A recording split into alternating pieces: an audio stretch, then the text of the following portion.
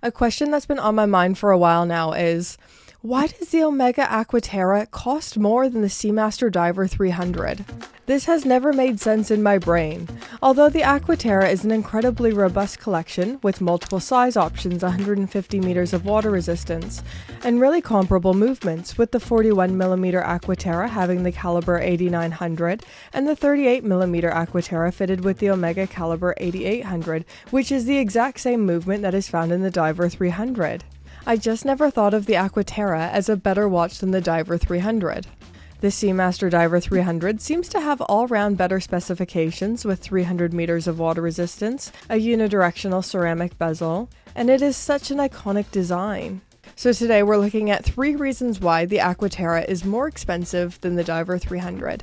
If you're new here, hi, my name is Brittany, and on this channel we just talk about watches in a hopefully not pretentious and joyful way. I'm a newly converted Omega lover. I was an exclusive Rolex fangirl, but I've really felt drawn to Omega in these past few years. But I've never fully understood the Aqua Terra's pricing. And spoiler, I still don't think the Aqua Terra should cost as much as it does. Or at least it shouldn't cost more than the Diver 300.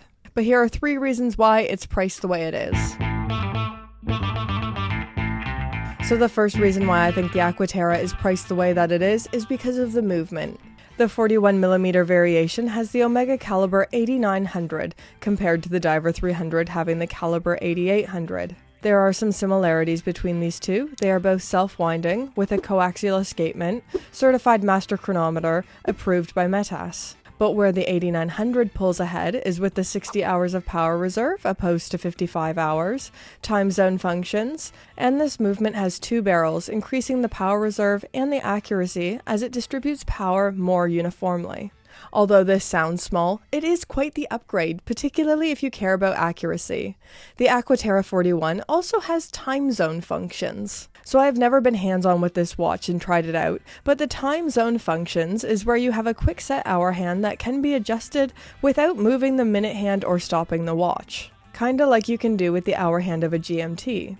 So this leads me to believe that there'll be a couple of different crown positions for setting the watch.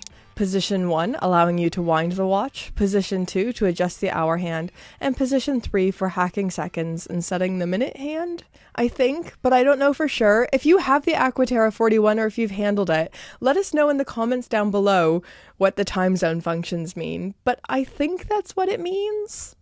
Hey guys, Editing Brittany here. So I've been doing a little bit more research into this, watching a few more YouTube videos on the Aqua Terra, and asking my fabulous patrons why they think the Aqua Terra costs more than the Seamaster.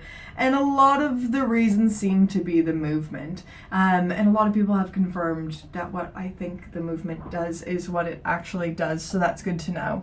So yeah, a lot of people seem to think it is because of the movement upgrade with the twin barrel, jump hour, and reversible date change. So that's awesome. Awesome movement, awesome watch. So these are the advantages of the 8900 movement upgrade. But here's where it stops holding water for me. It's only the 41mm Aqua Terra that's fitted with this upgraded movement. The 38mm still uses the 8800, which is the exact same movement that is fitted on the Diver 300, but it is still priced the same as the 41mm at £5,800. So the 38mm, with the exact same movement as the Diver 300, is still priced at £300 more. Okay, my next fan theory on why the Aqua Terra costs more is because of the finishing.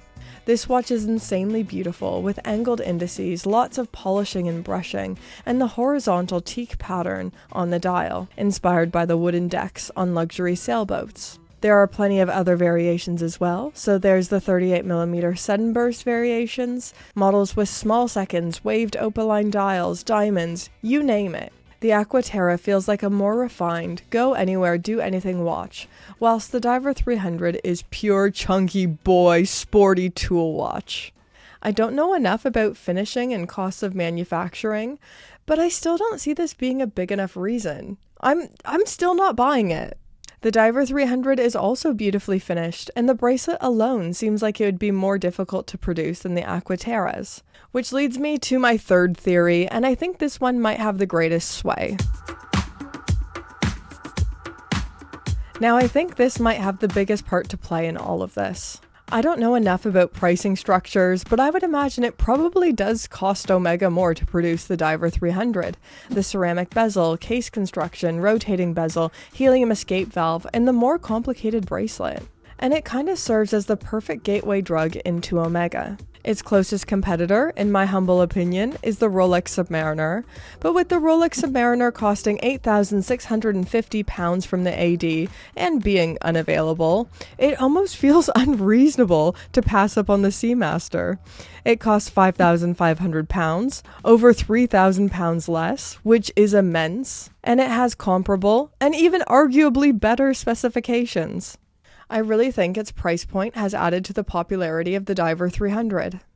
Maybe someone saw it in a Bond movie, maybe their buddy at work has one, maybe they walked into the AD looking for a Rolex and they walked out with a Seamaster.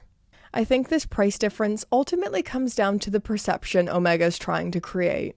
The Diver 300 has been the entry-level Seamaster for decades, and we, as watch geeks, notice when that price creeps up.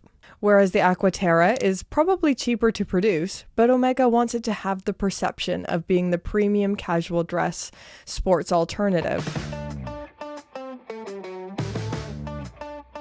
Okay, so my worthless little opinion on all of this, and Omega fanboys, be gentle with me, these are just my off-the-cuff opinions and thoughts, don't take it too seriously. But I feel in two minds about this. On the one hand, I love that the Seamaster is the gateway in. It's popular! Yay! It's awesome! But I also think it kinda hurts the Seamaster Diver 300 perception when it's cheaper than the Aqua Terra.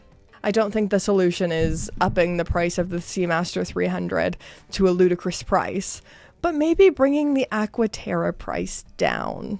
Using the Aqua Terra as an entry point and protecting the brand image of the icon. But you know, what do I know? They've hired far smarter people than me to do these things at Omega, so yeah, what do I know? Anyways, guys, did I miss any really big reasons on why the Aqua Terra is priced the way it is? Let me know in those comments down below. This was just from me scouring the internet, trying to figure out why it costs more, so I don't know everything. Like, comment, subscribe, do all those things to feed the algorithm gods, and let's thank the amazing Pope tier patrons. Ooh, funky mix. Yeah. Thank you, Pope tier patrons. Thank you to all the Pope tier patrons. Thank you especially to newest Pope tier patron, James T. Yeah! Pope tier patrons are, well, all tier patrons are the best, but Pope tier patrons get a special shout out at the end of the videos. So thank you so much to all my Pope tier patrons. Thank you to all tier patrons. Patrons really keep me in business. They keep the lights on here at Gringa HQ, Gringa Factory. So thank you so much, guys.